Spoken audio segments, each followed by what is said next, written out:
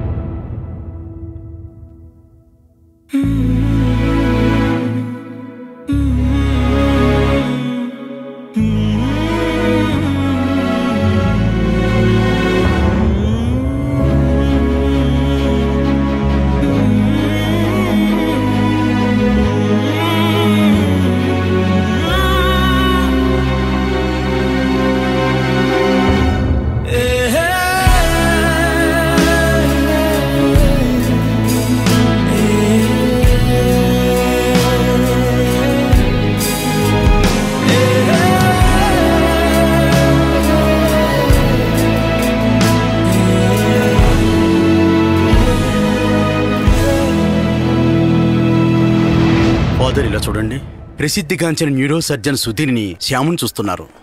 అతనికి ఏం జరుగుతుందో ఏమో అని మేమంతా ఎదురు చూస్తూ ఉన్నాం. ఆ డాక్టర్ సుధీర్ నాకు తెలిసిన మనిషే. పెద్దగా దెబ్బలేమి లేవంట, కానీ రేపు స్కాన్ రిపోర్ట్ వచ్చిన తర్వాత ఏ విషయం చెప్తానంటున్నాడు. కొంచెం డబ్బులు తీసుకొచ్చాను. వద్దు ఫాదర్, ఇక్కడ ఇవ్వాల్సిందంతా ఇచ్చేసాం. హరీష్ ఇంటి నుండి వచ్చేటప్పుడే తీసుకొచ్చాడు.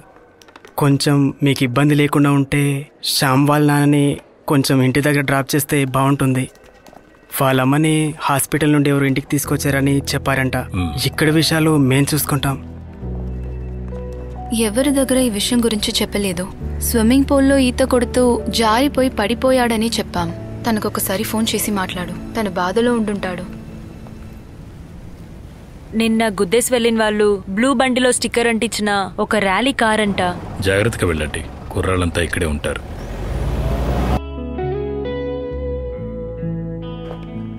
యాక్సిడెంట్ తర్వాత శ్యామ్ని 28వ రోజు రూమ్కి మార్చారు. వాడి విషయంలో కొద్దిగా ఇంట్రెస్ట్ చూపించి డాక్టర్ సుధీర్ వాడికి తోడుగా ఉన్నారు. It's good. సర్జరీ ఇప్పుడు అవసరం లేదు. ఇతని అన్ని మెడికల్ రిపోర్ట్స్ చాలా పాజిటివ్గా ఉన్నాయి. So relax. నువ్వు తోడుగా ఉంటావా? అవును ఫాదర్. రాత్రి పగలు అని చూడకుండా హాస్పిటల్లో మేమందరం తోడుగా ఉన్నాం. 1 నెలలో డిశ్చార్జ్ చేస్తామన్న డాక్టర్ మమ్మల్ని ఒకసారి పిలిచారు. తీసుకెళ్లిన తర్వాత శ్యామ్ని ఎలా చూసుకోవాలో కొన్ని జాగ్రత్తలు మాకు చెప్పారు.